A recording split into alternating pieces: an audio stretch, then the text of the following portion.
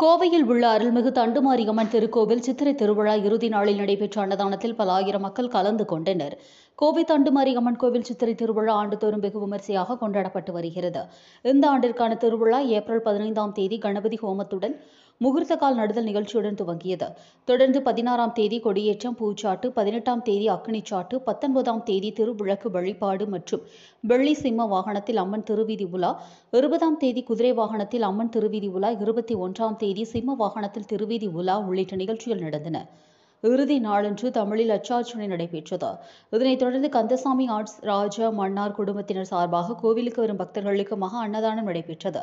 இதில் பக்தர்கள் மற்றும் பொதுமக்களுக்கு கோவில் வளாகத்தில் உள்ள அன்னதான மண்டபம் மற்றும் கோவிலை சுற்றியுள்ள இடங்களில் அன்னதானம் பரிமாறப்பட்டது. இதில் கோவை மற்றும் சுற்றுப்புற பகுதிகளைச் சேர்ந்த பல ஆயிரம் மக்கள் பங்கேற்றனர்.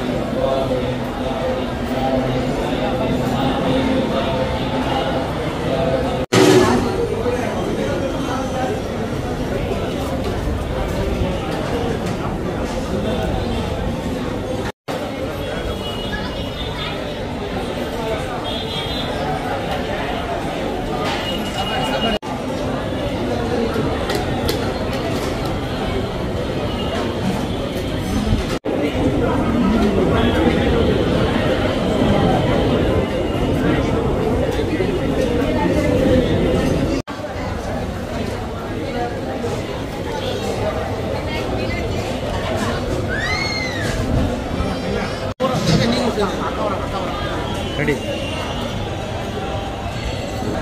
Order.